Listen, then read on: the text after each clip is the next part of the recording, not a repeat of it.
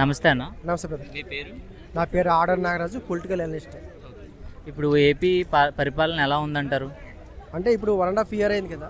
కొన్ని విషయాల్లో వ్యతిరేకత ఉంది, కొన్ని విషయాల్లో సానుకూలత ఉంది. సో పబ్లిక్లో నేను విశాఖ స్టీల్ ప్లాంట్ గేట్ ముందు ఎంప్లాయీస్తో రిలే నిరాదేశంలో కూర్చున్న వ్యక్తిని నేను. సో స్టీల్ ప్లాంట్ అంటే ఒక ఎమోషన్, స్టీల్ ప్లాంట్ అంటే ఒక అటాచ్మెంట్. ఎందుకంటే అది కేవలం ఒక రాజకీయ పార్టీలు ఇచ్చినవి కాదు. మన మద్రాసు రాష్ట్రం ఈ తెలుగు రాష్ట్రం విడిపోతున్నప్పుడు మన ఆంధ్ర రాష్ట్రానికి ఒకటి కావాలి ఉద్యోగ అవకాశాల కోసం. అప్పుడు ఈరోజే మనకి నిరుద్యోగం ఎలాగొందో తెలుసు. ఒక 45-50 సంవత్సరాల క్రితం ఆంధ్ర రాష్ట్రంలో నిరుద్యోగం చాలా ఘోరంగా ఉంది. అంటే తెలంగాణ కాకుండా మద్రాసు వెళ్ళి మన ఆంధ్ర ప్రాంతం చెందిన వ్యక్తులు ఉద్యోగాలు చేసిన రోజులు. అలాంటి టైంలో రాష్ట్రం విడిపోయినప్పుడు ఖచ్చితంగా ఈ ఆంధ్ర రాష్ట్రానికి ఖచ్చితంగా ఒక కంపెనీ కావాలి అనే ఉద్దేశంతో స్టీల్ ప్లాంట్ పెట్టారు. అలాంటి స్టీల్ ప్లాంట్ విషయం మీద గత వైసీపీ ఉన్నప్పుడు నేను కోచింగ్ చేశాను సిగ్నేచర్ ఛానల్లో. ఇప్పుడు ఈ గవర్నమెంట్ వచ్చిన తర్వాత కూడా నేను రిలే ఇన్ఫర్మేషన్ కూర్చున్నాను. సో గవర్నమెంట్ కొన్ని విషయాల్లో బాగానే ఉంది, కానీ 2014 నుంచి 2019 వరకు ఏ రకంగా ఉందో అదే పరిపాలన ఇప్పుడు 2024-29 కనుక వెళ్తే మాత్రం అది ప్రభుత్వానికి మైనస్ అవుతుంది. సో ఎందుకంటే మొన్న రీసెంట్గా కూడా గుంటూరులో రైతులకు సంబంధించిన ధర్నాలు జరుగుతాయి. అంటే భూములు ఎంత చంద్రబాబు నాయుడు గారి మీద నమ్మకం ఉన్న విషయం వాస్తవం. ఎందుకంటే ఇదే ఎన్టీఆర్ భవన్ తీసుకొచ్చి కూడా చాలామంది రైతులు ఒప్పుకున్నారు.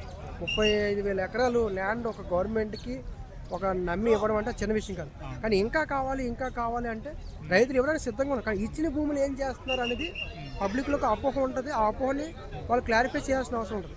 క్లారిఫై చేయకుండా ఇంకా కావాలంటే అది పబ్లిక్లో నెగిటివ్ అయ్యే అవకాశం ఉంటుంది అన్నమాట. సో మొన్న పిఠాపురం కూడా వెళ్ళాను నేను. ఈ జూబ్లీస్ ఎలక్షన్స్ ముందు పిఠాపురం వెళ్ళా. పిఠాపురం వెళ్తే అక్కడ కూడా వాతావరణం ఇంకా మనకి మన పాత బ్రిడ్జిలు చిన్న కానీ పవన్ కళ్యాణ్ ఏమో బాగా అభివృద్ధి చేశాను అంటున్నారు కదా. అంటే ఇంకా అభివృద్ధి అనేది 1.5 ఇయర్లో జరగదు. కాకపోతే కొన్ని అంశాలు చేశారు, నేను కాదంటలేదు. కానీ అది సరిపోదు. పబ్లిక్కి ఓప్స్ ఎక్కువ ఉన్నాయి కూటమి మీద. మీకు ఇప్పుడు నవీన్ యాదవ్ గారు గెలిచారు, నవీన్ యాదవ్ గారి మీద ఇంత ఓప్స్ ఉంటాయి. ఆయన ఒక మైనస్ చేసినా సరే మొత్తం పడిపోతారు. అలాగే కూటమి ప్రభుత్వం మీద కూడా పబ్లిక్ ఓప్స్ ఎక్కువ ఉన్నాయి. 2024 ఎన్నికలు మొత్తం నేనే చెప్పాను.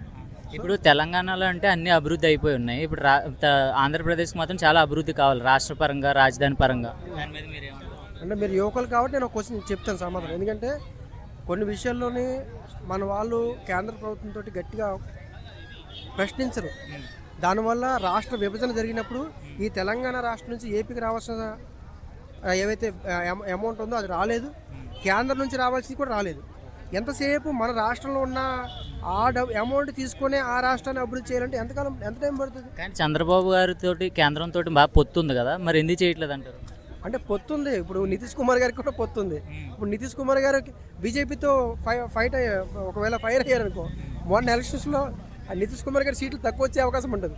సో బీజేపీ స్ట్రాటజికల్ కలగా చాలా పవర్ఫుల్గా ఉంది. నేను మహారాష్ట్ర వెళ్ళాను.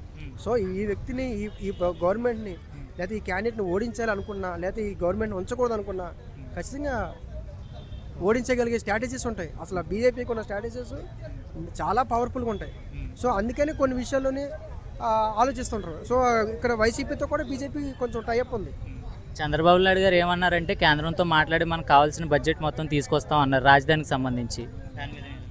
తీసుకొస్తారన్నారు, కానీ గెలిచిన తర్వాత కేంద్రం ఆ రకమైన సహకారం అందించలేదు. అలానే పూర్తిగా బయటకు వస్తే కూడా మొదటికి నష్టం వచ్చే అవకాశం ఉంటుంది.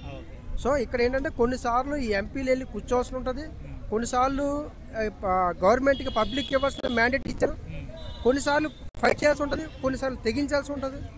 సో మన లోకేష్ గారు బీహార్ గారు అన్ని న్యూస్లో చెప్పారు. కానీ అది లోకేష్ గారు ఎక్కడికి వెళ్ళారంటే ప్రధాన కారణం. సో అక్కడ సీట్ల పంపకాలు ఏ రకంగా జరిగాయి, రేపు మళ్ళీ 29 ఎన్నికల్లో ఏపీకి వస్తే అప్పుడు సీట్ల పంపకాలు ఏ రకంగా చేయాలి అనే విషయం తెలుసుకోవడం కోసం లోకేష్ గారు బీహార్ వెళ్ళారు. ఇప్పుడు వైఎస్ఆర్సీపీ నాయకులు మన అసెంబ్లీకి రాకుండా డిస్కస్ చేయకపోవడం వల్ల వీళ్ళు లైట్ తీసుకుంటున్నారంటారా? అని నేను మొన్న కూడా చెప్పాను. అసెంబ్లీకి వెళ్ళకపోవడం అనేది వైసీపీ పార్టీకి పెద్ద మైనస్. అది వాళ్ళకి అంటే ఎవరికైనా మనం ఒక రాజకీయ విశ్లేషకుగా మనం చెప్తాం, అసెంబ్లీకి వెళ్ళకపోవడం చాలా తప్పు, వెళ్ళాలి. వెళ్ళకపోవడం వల్ల ఏమైంది, జనసేన పార్టీకి ఈరోజు ప్రతిపక్ష హోదా ఉంది. ఈరోజు కానీ నేను 8 నెలల క్రితం చెప్పాను, మనోడు ఉన్నాడు జనసేన పార్టీకి ప్రతిపక్ష హోదా వచ్చే అవకాశం ఉందంటే అందరూ షాక్ అయ్యారు. ఆ రోజు అందరూ షాక్ అయ్యారు. ఎందుకంటే వ్యూహం సినిమా రివ్యూ ఇచ్చినప్పుడు నేను చెప్పా, వైసీపీ సంబంధించిన ఓట్ బ్యాంకింగ్ స్టాండర్డ్గా ఉంటుంది అన్నాను. 40% ఓట్ బ్యాంకింగ్ వైసీపీ పార్టీకి ఈరోజు కూడా ఉంది. సో వైసీపీ పార్టీకి ఓట్ బ్యాంక్ ఉంది. ప్రతి మీటింగ్కి జనాలు వస్తున్నారు. మొన్న కోర్టుకు వచ్చినప్పుడు పబ్లిక్ వచ్చారు. పబ్లిక్ని అంత తీసుకురావడం వల్ల ఉపయోగం ఏమి ఉండదు అంటున్నాను. అంటే జగన్మోహన్ రెడ్డి వెనకాల జనం ఉన్నారు అని చెప్పుకోవాల్సిన అవసరం లేదన్నాను నేను. వాళ్ళు రోజు చెప్పుకుంటారు, రేపు ఇంకో కార్యక్రమం మీద అప్పుడు కూడా జనాలు చూపిస్తారు. 40% ఓట్ బ్యాంకింగ్ ఉంది కదా, ఇంకెంత జనాలు చూపిస్తారు. సో అసెంబ్లీకి వెళ్ళకపోవడం కూడా మైనస్ పాయింట్ అవుతుంది. పబ్లిక్లో నెగిటివ్ వస్తుంది. అంటే మీకు ఇక్కడ మన ఖమ్మంలో కమ్యూనిస్ట్ పార్టీలో ఒక అతనే ఉన్నాడు, ఆయన కొత్తగూడెం ఆయన. ఆయన మొన్న కూడా అసెంబ్లీకి వచ్చి రేవంత్ రెడ్డి గారిని క్వశ్చన్ చేస్తే ఆయన నిధులు రిలీజ్ చేశారు. సో ఒక్క ఎమ్మెల్యే ఉన్న వ్యక్తి అంత క్వశ్చన్ చేసినప్పుడు అంత తక్కువ మన మా చంద్రబాబు నాయుడు గారు అప్పుడు లేరా? సో ఒక 5-6 సీట్లు అటు ఇటు ఉండొచ్చు.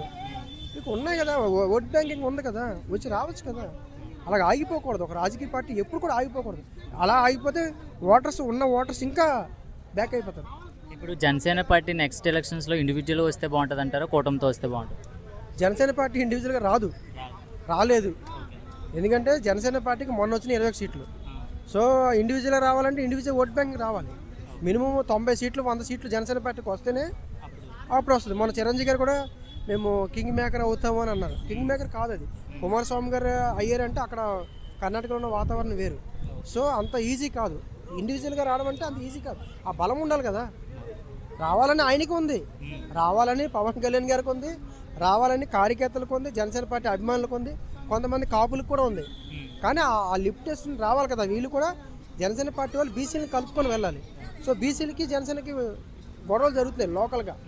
సో దాన్ని బీసీలను కలుపుకొని వెళ్తేనే జనసేన పార్టీ నిలబడుతుంది. ఈరోజు కూడా చెప్తున్నాను, కొనతల రామకృష్ణ గారు సీనియర్ ఎమ్మెల్యే అనకాపల్లి, ఆయన బీసీ సామాజిక వర్గం చెందిన వ్యక్తి, చాలా సీనియర్ మోస్ట్ ఎంపీగా వైఎస్ రాజశేఖర క్యాబినెట్లో ఆయన మినిస్టర్గా పనిచేసిన వ్యక్తి, ఎంపీగా పనిచేసిన వ్యక్తి కొనతల రామకృష్ణ.